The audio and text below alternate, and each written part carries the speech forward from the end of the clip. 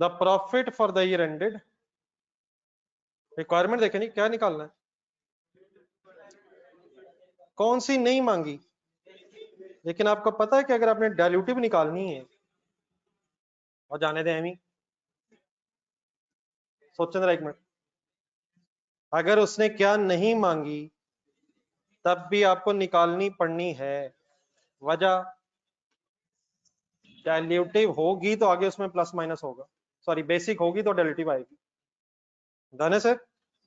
किस किस साल की, ये मेरा ख्याल है कि अगर मैं इसे गौर से देखूं तो कोई कंपैरेटिव के एंगल से शायद बहस नहीं कर रहा, क्या ख्याल है?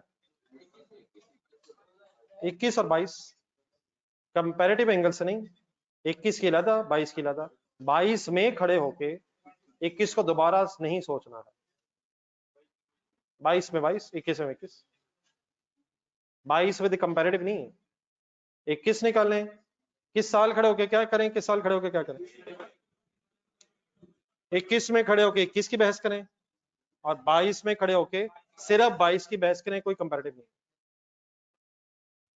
सबको पता है कि बेसिक निकालनी पड़नी है। फिर भी first line sir, profit for the year ended 31 December 2022 amounting rupees 84 million, last year loss है, पता आपको है, डरने की जरूरत नहीं, नेगेटिव हो जाएगा।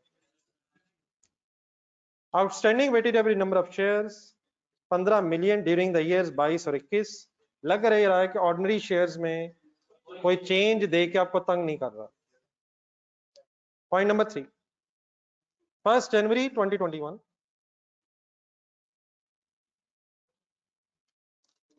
1 January 2021 2 million convertible bonds having a par value of 100 each were issued। क्या है ये?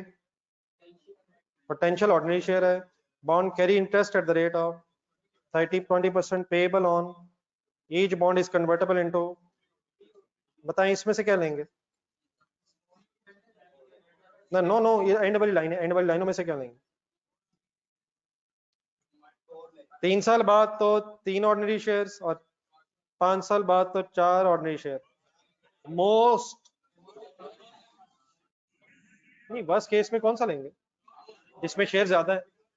इसमें 4 वाली ऑप्शन उठाएंगे आप। अगर ये याद वैसे तो आ जाना चाहिए, पिछले examples 2 3 4, if more than one conversion options are available then वो कन्वर्जन ऑप्शन उठाएं जिसमें शेयर ज्यादा होंगे ताकि मैक्सिमम डाइल्यूशन हो सके।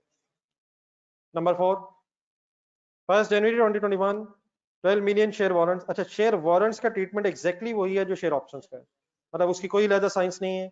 शेयर ऑप्शन का जो आप करते हैं वही शेयर वारंट का करेंगे। क्या करते हैं?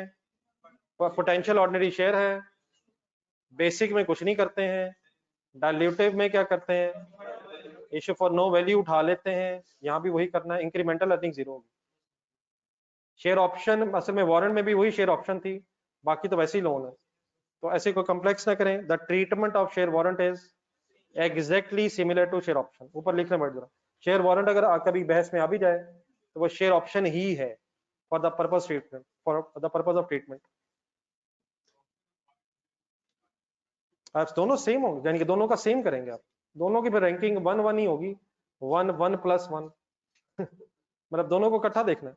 आप डेफिनेटली दोनों इकट्ठा देखना है, कोई एक पहले देख लेंगे, कोई दूसरा बाद में, और फिर दूसरा पहले बाद में, दोनों को इकट्ठा भी देखना चाहिए, बल्कि दोनों के जो नो वैल्यू शेयर्स होंगे उन्हें प्लस कर लेंगे, और ताकि उनकी रैंकिंग 1 बन जाए। Which can be exercised after, पढ़ दें sir, at an exercise price of 21 shares, average market price of each share is 28 and 21। इसमें थोड़ा सा एक इशू है, लेकिन वो क्या है, शायद इंडिविजुअली पहले आप पढ़ लें तो बेहतर रहेगा। 28 और 21, ये ऑप्शंस इन द मनी कब होती हैं, और अगर ये आउट ऑफ द मनी हो तो फिर ये एक्सरसाइज ही नहीं होनी, और अगर ये एक्सरसाइज ही नहीं होनी तो ये डाइल्यूशन भी नहीं करेंगी।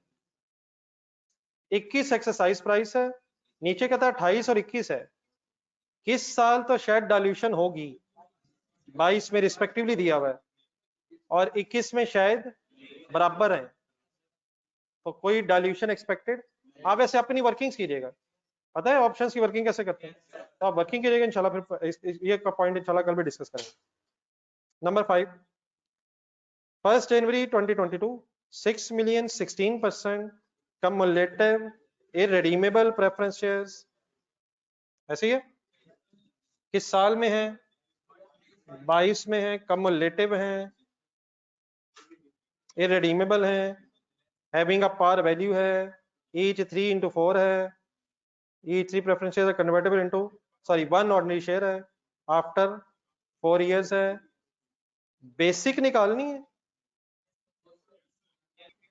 Please complete silence. 2021 के एंगल से जरा डाटा देखें, 2021 में लॉस था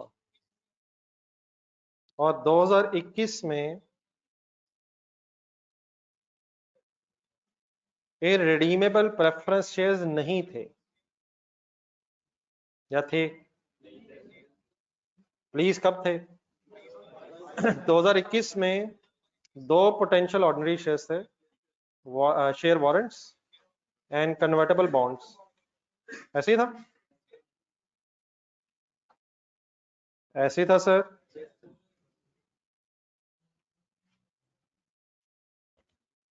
दो 2021 में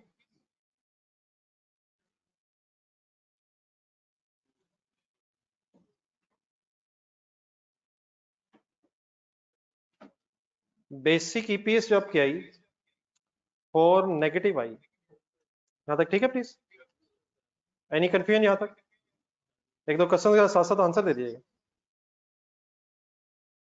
2021 में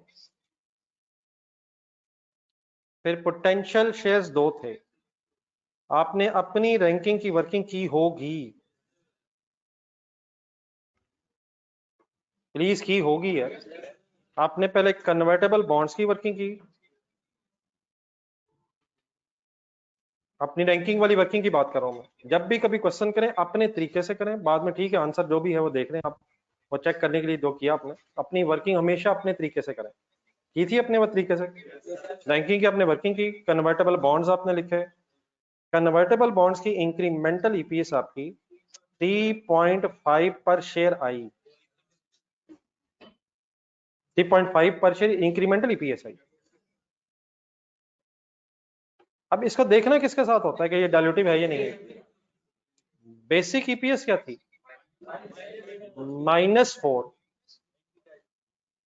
तो ये तो डायल्यूटिव है, 4 है और 3.5 है, तो इसमें ये जरा नहीं चाहिए, एक चीज जरा मेरे से वर्ड सुन लीजिएगा जरा, असल में 4 नेगेटिव है, डायल्यूटिव किसे कहते हैं? रिडक्शन इन बेसिक ईपीएस, कमी आ जाए, तो अगर तो पॉजिटिव फिगर हो, 4 पॉजिटिव होता तो 3.5 डायल्यूटिव है, प्रॉफिट में कमी आ जाए, लेकिन अगर लॉस है तो लॉस का कम होना डाइल्यूशन है या लॉस का बढ़ जाना डाइल्यूशन है? वर्स्ट केस सिनेरियो, लॉस कम होना इज डाइल्यूशन।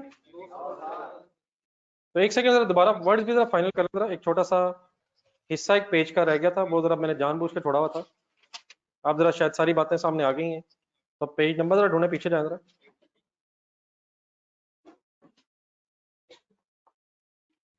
पेज नंबर 113,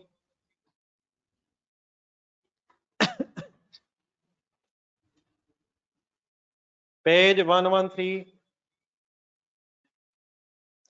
इसके जो एग्जाम्पल नंबर 5 है उसकी रिक्वायरमेंट के नीचे एक हेडिंग लिखी हुई है, एंटी डाइल्यूशन, एंटी डाइल्यूशन, ये रेडी है जी? हंसते हंसते जरा कैंडी हेडिंग ढूंढना, कौन सी हेडिंग पे इस वक्त में? पेन हाथ में रख लें। Not all potential shares are dilutive, they may be anti dilutive, ये तो आपको पहले भी पता है। नीचे एक डेफिनेशन आ रही है अब एंटी डाइल्यूशन की, anti dilution is the increase in EPS, increase in EPS, increase in anti dilution और रिडक्शन इन लॉस। डाइल्यूशन क्या चीज होगी, इसी को जरा रिवर्स करेंगे, decrease in positive EPS and increase in loss पर शेयर। लॉस बढ़ना डाइल्यूशन है या लॉस कम होना? तो अर्निंग्स का बढ़ना और लॉस का कम होना एंटी डाइल्यूशन। दोबारा कंसंट्रेशन रखो, anti dilution is the increase in earning per share और इंक्रीज इन लॉस पर शेयर।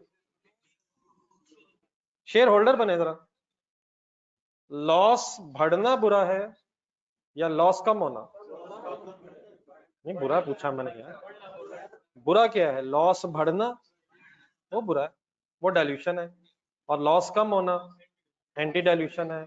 अर्निंग्स में आ रहे हैं पॉजिटिव फिगर, अर्निंग्स कम होना डाइल्यूशन है और अर्निंग्स का बढ़ना एंटी डाइल्यूशन है। तो ये डेफिनेशन किसकी पढ़ रहे हैं हम? एंटी डाइल्यूशन क्या है? क्या ज्यादा हो जाए और क्या कम हो जाए? अर्निंग पर शेयर ज्यादा हो जाए, लॉस पर शेयर। अब ये फिगर जो है ये एंटी डाइल्यूशन फिर क्यों है? अब ये पॉजिटिव फिगर है, ये 3.5 पॉजिटिव फिगर है, वो लॉस था। अगर इसको 20 में शामिल करेंगे तो डाइल्यूशन हो जानी है। ये उलट सोचा जा रहा है, ये -4 के साथ पॉजिटिव 3.5 देखा जा रहा है। अगर पॉजिटिव 4 होता तो ये डाइल्यूशन है, -4 के एंगल से अगर सोचेंगे तो ये एंटी डाइल्यूशन। सेंटेंस पूरा करना जरा, anti dilution is increase in earning per share or resulting from the assumption that the convertible instruments are converted, options and warrants are exercised। बाकी बात शायद वही है, ये अज्यूम करके कि अगर क्या हो जाए, कन्वर्टेबल्स कन्वर्ट हो जाए और ऑप्शंस को एक्सरसाइज कर लिया जाए। बाकी उसके नीचे लिखा हुआ है, कंसंट्रेट रख दो दोबारा, when potential ordinary shares are anti dilutive they are disregarded in the calculation of diluted EPS। अगर एंटी डाइल्यूशन आ जाए तो क्या फिर हम उससे डाइल्यूटेड ईपीएस की टेस्टिंग की वर्किंग में लेके जाते हैं? तो अगर एंटी डाइल्यूशन है तो इससे फिर डाइल्यूशन नहीं होनी और फिर हम इसे कंसिडर ही नहीं करेंगे। अगर आपने गौर से देखा हो तो शायद इसे फिर 3.5 को कंसिडर ही नहीं किया गया था, इग्नोर किया गया था। एक बात नीचे और भी हुई है, थोड़ा सा मैंने कल आइडिया दिया था, उसको भी मैं जरा पहले इसी पेज, उधर ही रहे, उधर ही वही पेज 113 वाला पेज फाइनल करेंगे। अब यहाँ जो हम पढ़ रहे हैं इस वक्त हेडिंग है when potential shares are anti dilutive. तो when potential shares are anti dilutive they are disregarded in the calculation of diluted EPS। the following summary is helpful। अब ये फॉलोइंग समरी में ये बताएगा कि किस सिचुएशन में ये एंटी डाइल्यूशन हो जाती है। ये सारा कुछ आपको पता है, ये सिर्फ इंग्लिश में हम जस्ट इसलिए पढ़ रहे हैं ताकि एक नजर दोबारा आपकी जब रिवीजन कर रहे हो तो पढ़ जाए और यहाँ से कुछ चीजें फाइनल हो जाए। ऑप्शंस वारंट एंटी डाइल्यूटिव हो सकते हैं, हाँ जी, ये भी कल वाले इस एग्जाम्पल में आ गया है, पढ़े इधर ढूंढने के लिए चलाएं। ऑप्शन वारंट्स एंटी डाइल्यूटिव होते हैं when the options are out of the money. Out of the money क्यों एंटी डाइल्यूटिव है, पढ़े इधर आगे। उन्होंने कन्वर्ट ही नहीं होना, कन्वर्ट ही नहीं होना तो क्या नहीं होना, शेयर्स ही नहीं बढ़ने, शेयर्स ही नहीं बढ़ने तो डाइल्यूशन ही नहीं होनी। तो ऑप्शन वारंट्स कब एंटी डाइल्यूटिव होंगी? जब आउट ऑफ द मनी होंगी। इन द मनी होंगी, आउट ऑफ द मनी होंगी? आउट ऑफ द मनी कब होंगी? जब मार्केट प्राइस कम होगी, एक्साइज प्राइस ज्यादा है, और अगर बराबर है तब अगर आप वर्किंग कर भी लेंगे तो नो वैल्यू शेयर आई नहीं होंगे। आई होप कि आपने वर्किंग की होगी, लेकिन 21 जब 21 से डिवाइड हुआ तो एंड में कौन से शेयर नहीं निकले, कौन से नहीं निकले? फॉर नो वैल्यू नहीं निकले, फॉर नो वैल्यू निकला ही नहीं, वो जीरो निकला आंसर। ये जीरो आंसर कब निकला करेगा, या बराबर होगी या कम होगी। तो 2021 का जरा डाटा ढूंढे, वापस क्वेश्चन में आके जरा 2021 में वारंट्स की एक्सरसाइज प्राइस और मार्केट प्राइस क्या थी?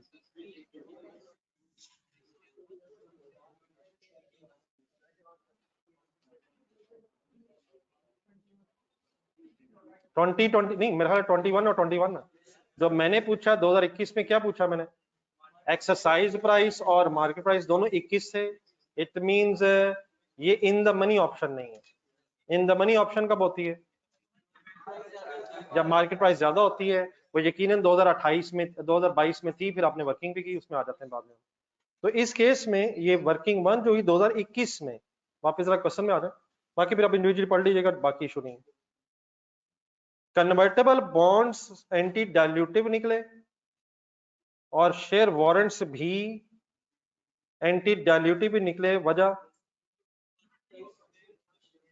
क्योंकि इन द मनी ऑप्शंस ही नहीं थी। और नंबर 3, कन्वर्टेबल इरेडीमेबल प्रेफरेंस 2022 में थे ही नहीं, सॉरी 21 में थे, 21 में थे ही नहीं। तो दो जो चीजें थी 21 में, वो दोनों क्या थी, एंटी डाइल्यूटिव और इरेडीमेबल प्रेफरेंस शेयर थे ही नहीं, देयरफॉर डाइल्यूटेड ईपीएस जीरो नहीं है, बेसिक ही डाइल्यूटिव है। बेसिक में कोई फर्दर प्लस माइनस आपने नहीं किया, टेस्टिंग हुई नहीं है। अगर आपने गौर से देखा हो तो टेस्टिंग क्यों नहीं हुई, डाइल्यूटिव इंक्रीमेंटल ईपीएस डाइल्यूटिव निकली किसी की नहीं, और देयरफॉर टेस्टिंग की जरूरत नहीं पड़ी, बेसिक ही डाइल्यूटिव हो गई। यहां तक क्लियर है प्लीज जी? मेरा ख्याल है इसके बाद 2022 में अगर आपका कोई पॉइंट है 2022, तो मेरा ख्याल बार बार चीजें आती रही हैं। 2022 में फिर आपने क्या किया, एक अलग रैंकिंग हुई, क्या उस रैंकिंग का नतीजा बता देंगे मुझे? शेयर वारंट्स को कौन सा रैंक मिला, 1। फिर कन्वर्टेबल बॉन्ड्स को क्या मिला, प्रेफरेंस शेयर्स को क्या मिला। अच्छा, ये तीनों डाइल्यूटिव थे मेरा ख्याल है जब रैंकिंग हुई है। ये किसके साथ देखे गए थे, फिगर 4.96 के साथ देखा गया, बेसिक से देखा गया, तीनों स्टेज पे डाइल्यूटिव थे। फिर टेस्टिंग में आए, टेस्टिंग में जो कॉम्बिनेशन मोस्ट डाइल्यूटिव निकला वो जरा बता दें। वारंट्स और बॉन्ड्स को मिला के मेरा ख्याल है डाइल्यूशन निकली। जब प्रेफरेंस शेयर्स को बीच में मिलाया गया तो एंटी डाइल्यूशन निकल आई, देयरफॉर आपने यहां से 3.94 को अपनी फाइनल डाइल्यूटेड ईपीएस करार दे दिया।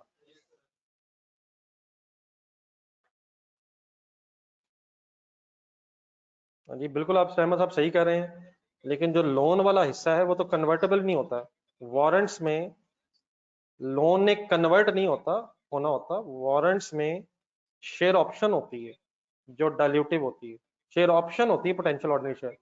लोन वाले हिस्से ने कुछ शेयर्स में कन्वर्ट नहीं होना, लोन ने वापस होना है कैश में, उसमें एक शेयर ऑप्शन एक्स्ट्रा होती है। तो शेयर ऑप्शन का ट्रीटमेंट फिर वही है जो शेयर ऑप्शन का अलहदा से है। वारंट और शेयर ऑप्शन में फर्क सिर्फ ये था कि वारंट में एक इजाफी लोन भी होता है, वो लोन कन्वर्टेबल इनटू शेयर्स नहीं होता, वो लोन कैश में वापस होना होता है। ये आप लोगों को याद है? ये वारंट जरा ढूंढे, आपने एक वारंट बनाया था, वारंट अपने हाथ से बनाया था, ढूंढे जरा वारंट, कहाँ बनाया था वारंट?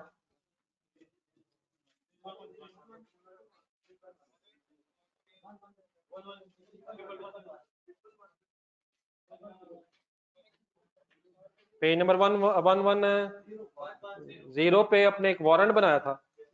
वारंट में लोन एक अलग हिस्सा है, लोन ने कैश में वापस होना है, उसमें जो शेयर ऑप्शन वाला हिस्सा है वो एक अलग, वो बिल्कुल शेयर ऑप्शन की तरह। तो जो loan is not convertible into shares, share option अगर एक्सरसाइज होगी तो उसने शेयर्स में कन्वर्ट होना। तो the treatment of options, the treatment of warrant is similar to the treatment of share option, nothing else. Loan is not convertible, loan plus share option थी वो। ठीक है रहमत जी? को any other confusion in this? Page number कौन सा भी आपके पास? रे वाला 246 में एक और इशू। आई एम अज्यूमिंग कि आपने जरूर कोशिश की होगी यार। Any question journal students? चांद ढूंढे, चांद का पेज नंबर बताएं। 207।